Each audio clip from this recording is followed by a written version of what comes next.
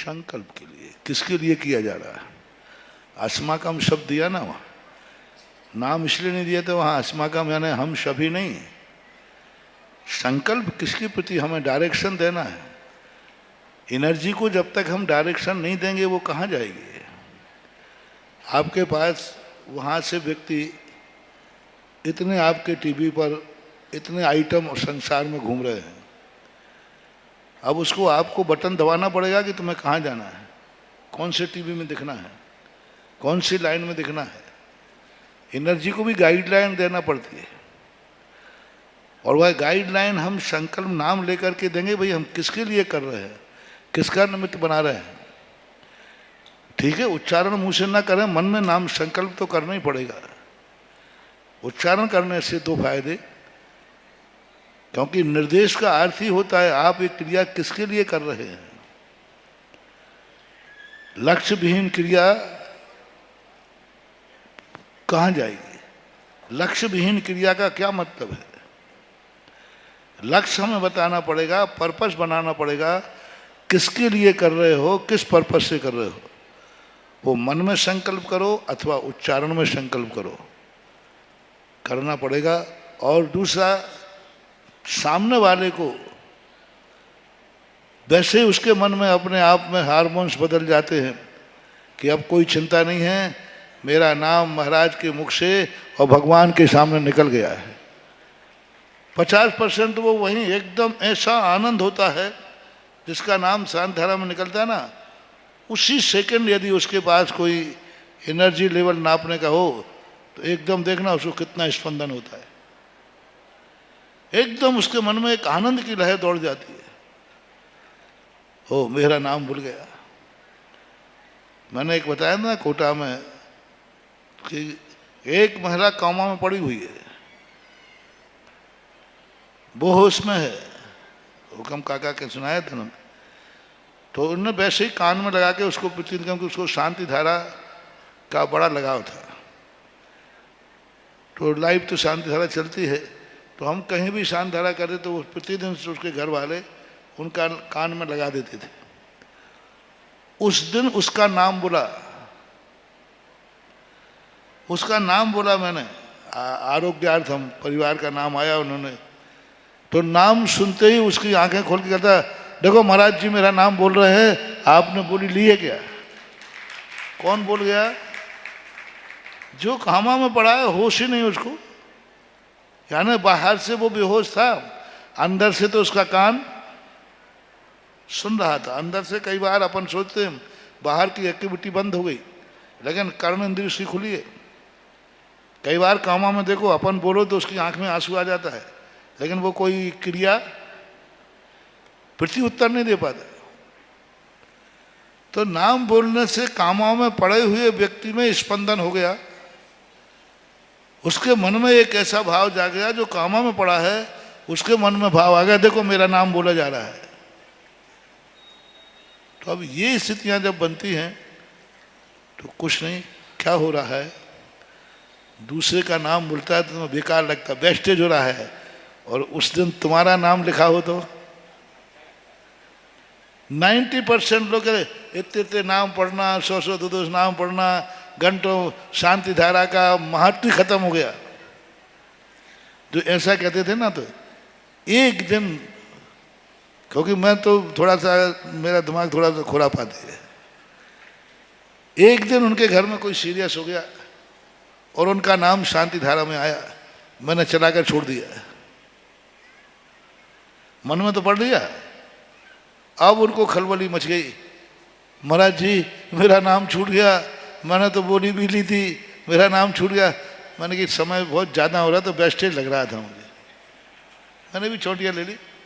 मैंने इतने नाम पढ़ रहे थे तो मैंने समझा ये बेकार समय खराब हो रहा है।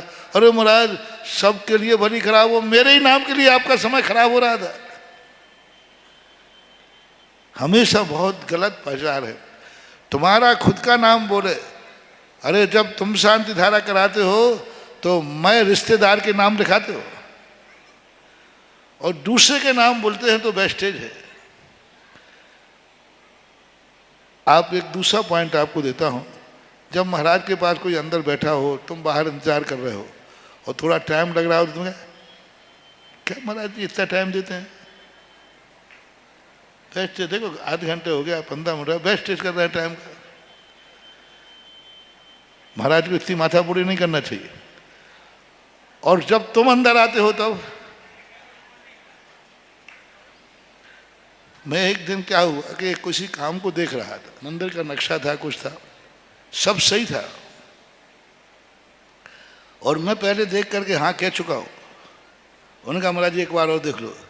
देखने बाद मैं उत्तर ही नहीं दे पा रहा हूँ। मैंने कहा भाई मुझे ये नक्शा समझ में नहीं आ रहा है। बोले महाराज अभी तो सुबह आपने देख कर कहा था ठीक है। मैंने कह दिया होगा मुझे नक्शा समझ में नहीं आ रहा है और मैं भी देख रहा हूँ उसमें कोई गलती नहीं है। तो बोले महाराज गलती क्या है? तो मैंने पता नहीं क्या गलती है, मुझे समझ में नहीं आ रहा है। करीबन 8 से 10 मिनट तक मैं उन नक्शे में गलती देखता रहा, कोई गलती नहीं दिख रही लेकिन मैं हाँ नहीं कह पा रहा हूँ। मैंने कहा ये क्या बात है, ऐसा देखते। फिर मैंने थोड़ा आंख उठा के यूं देखा, कोने में 2 व्यक्ति बैठे थे और वो भी इसी लाइन के थे, वो भी मेरे से बात करने आए थे। उन 2 को बैठते थोड़े दिमाग ने कहा ये 2 नकारात्मक एनर्जी दे रहे हैं,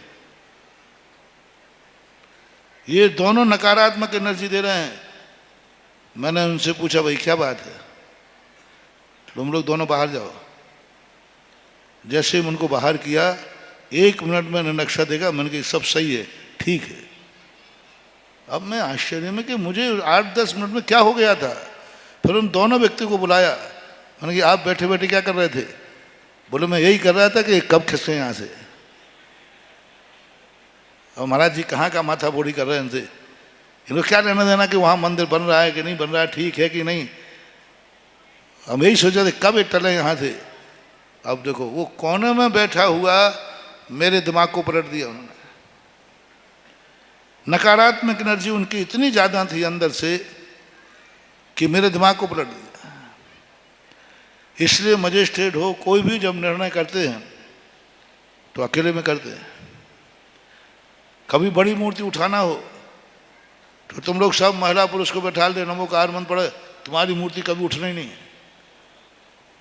क्योंकि ये सब लोग नकारात्मक एनर्जी देते हैं और ये बाइयाँ इतनी खतरनाक हैं, जब कोई बड़ा काम करो कम से कम बाइयों को बाहर रखो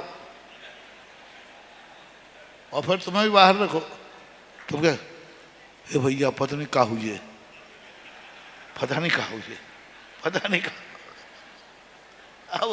अब हमारा पावर है कि कुछ नहीं होगा, सब ठीक होगा, लेकिन 100 महिलाएं क्या नकारात्मक एनर्जी दे रही, पता नहीं क्या। तो अब मेरी अकेली पावर उनकी 100 की पावर में अंतर तो, और तुम बोलो अब पता नहीं क्या होगा और थोड़ी सी झटका। इसलिए ऑपरेशन वाला भी अब उठे पेट फाड़ दो, उसके तो प्राण निकल जाएंगे। तो उस समय नकारात्मक एनर्जी, पावरफुल व्यक्ति चाहिए उस समय। जो नकारात्मक एनर्जी वाले हैं उनको दूर रखना चाहिए। इसलिए नाम आदि बोलना बड़ी बार बार मत बोलो, एक बार तो बोलना ही चाहिए।